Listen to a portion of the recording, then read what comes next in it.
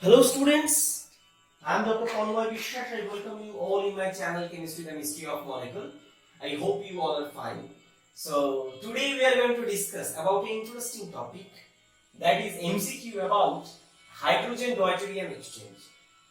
Okay, so such kind of questions could be useful for the exams like BSMS, CSIR-NET, GATE, IIT-JAM, or exams equivalent to BS, means BS bachelor or master degree. Okay, such kind of question could be useful. So that's why we need to practice those questions. And most importantly, as usual, I first request you that please try by yourself.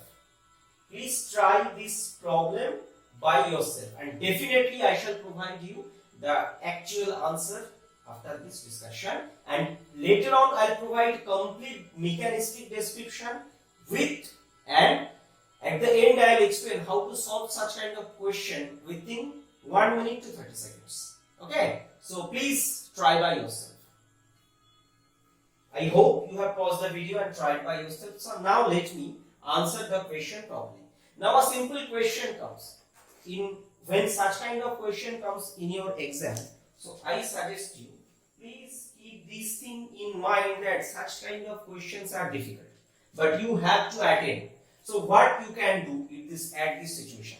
So if you consider that you want to attempt such question, you have to practice this. Now let's learn how to solve. See, let me give you the answer. The answer is this one. So this is the right answer. Now question, how to predict. Now first let me provide you the explanation stepwise. I guess it will be useful. And please keep the options in your mind, or if you forget at the last, please come back and again check what options I have provided. Okay, then I guess you will understand the beauty of the problem. Actually, we should enjoy solving problem, because if we enjoy solving problem, we will solve more, and if we solve more, we will make ourselves more efficient, and that is beneficial for us. What happens in this case? Actually, sodium NaOD in D2O. What is this? This is, you may consider like sodium hydroxide in H2O. Actually, it's a deuterium analog. Point number 1. Point number 2, one point you must be remember, that is statistical factor. Statistical factor means this water acting as a solvent. So it means it's a large excess water is, D2O is using as a solvent. So it is present in the reaction medium large excess. So statistically this is far more compared to this, because it is acting as a reagent. So this is point number 1. So these two thing excess, this is stoichiometric. Now question, we know that in presence of base what happens?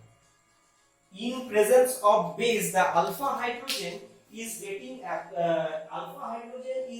abstracted and it produced enolate. So this thing we have discussed a lot. This is the basic principle for aldol condensation. So this OD minus charge is on oxygen. So this proton is, we know that acidic. So what we can expect, that pH C minus, this is pH. So there is another hydrogen. So after this is stabilized by resonance, means this charge is delocalized with conjugate with this carbon. Fine, stabilized, we understood. Now if it is stable, we know keto-enol under tautomerism. Okay, means enol and enolate, means if I write this, so this pH C double bond, this is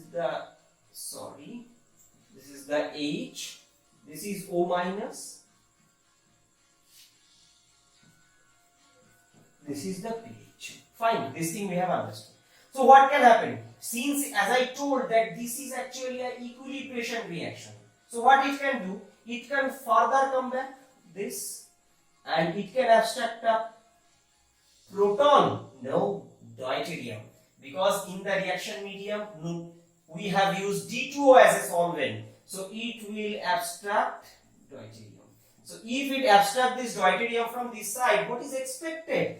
That these in this case, after that what it will result? It will result PHCD, this is H, this is carbonyl, this, sorry, it is in conjugation.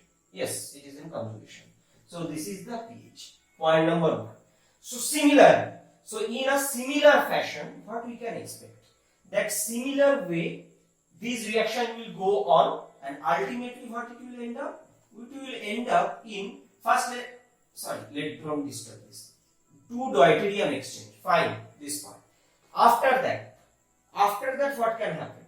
This is a position which is known as vinylogous position. Vinylogous position. What do I mean? I mean that if this is an acetone, it has an alpha proton. So what property it will show? Similar property will be shown by this. Whatever this part. So means a vinyl group is in between the group. So that's why, so this and this proton will show similar property. That's why they call, this is called vinylogous property. Okay, vinylogous property shifting. Okay, so this vinylogous position will show vinylogous property shifting. Similarly, what you can expect here? You can expect that CD2 double bond O, this, and here an ion will be generated, pH, and that is resonance stabilized. How it is resonance stabilized?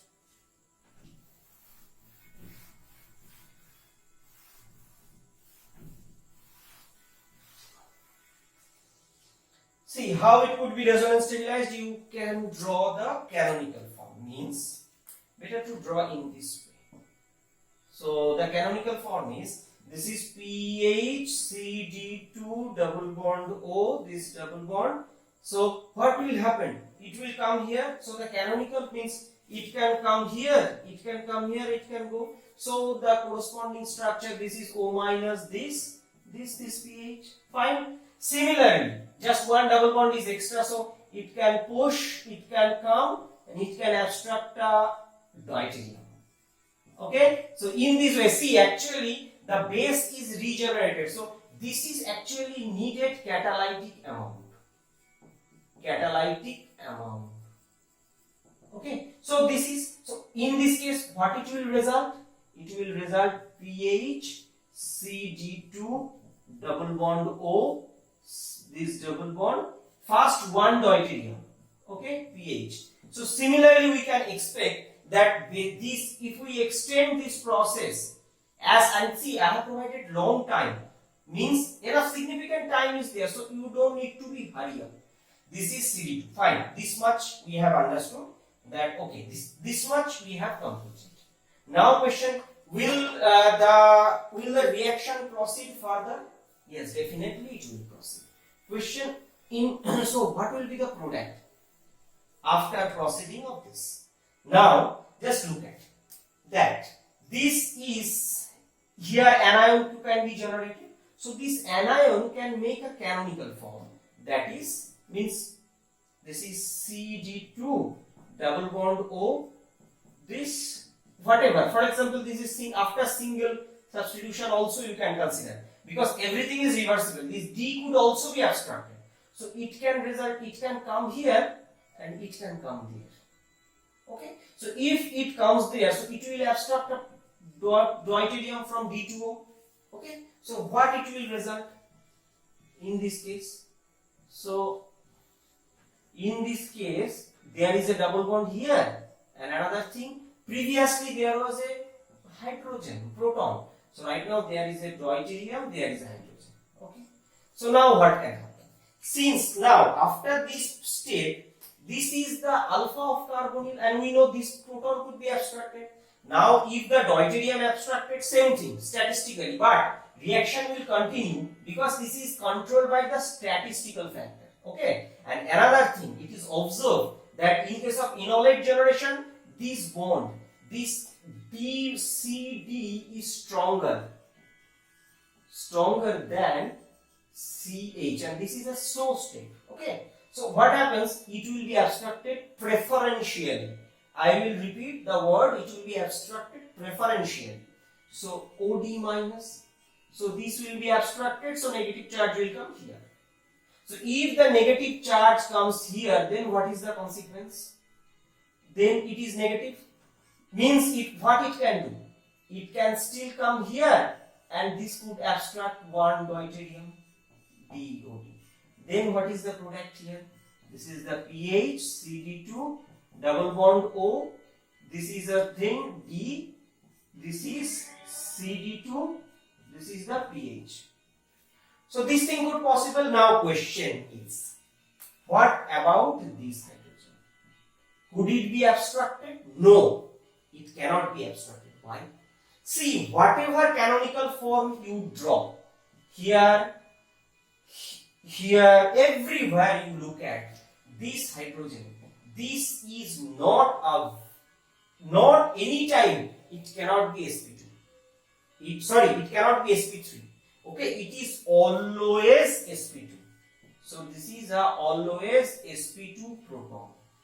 Okay, so it would not be abstracted. Another thing, here, if it is here any negative charge generated, that is not stable. Okay, by the way, at this situation, I will give you some example. For example, let's discuss about this thing. This is a normal shift in polarity. Okay, what do I mean? See, the position, this is plus because directly attached means polarity thing. This is minus. We can generate why? How? By treatment with base alpha position. Then it is the beta position. This is also plus. It is sequentially gamma minus. How? See, if you take alpha beta unsaturated carbonyl compound. If you take alpha beta unsaturated carbonyl compound, see this is electrophilic center plus, fine, electron deficient. Gamma, this is minus, vinyl locus property, just I have seen this position. This, after that plus. So in this way, plus means even you can consider double conjugation. Okay. So what message I want to give you from this study? That this position is plus. So it is the normal polarity of carbonyl. Please remember. This is the normal polarity of carbonyl compounds. So this is the normal polarity of carbonyl compounds. So that's why this proton cannot be abstracted. If it is, see, only one option was there where this proton was present. This problem is actually difficult. I agree with you. That is the reason, because it is very difficult to predict. And so this is the overall discussion. So what we have learned? We have learned first one message that enolization is a reversible phenomenon. Two is that reaction is done in D2O as a solvent, means it is taken in large excess. So statistically, you may argue that sir, previously one reaction I have prepared HOD. Why that H could not be abstracted? Agree. But think, in a container, one, for example, same 1 rupee coin, old one, new one is there. Or better to say, 2 rupee coin in Indian currency, 2 rupee Indian new coin and 1 rupee Indian old coin. One old Indian old coin and 99 new 2 rupee coin. Size is same, weight is same. So, what is the probability to find out that?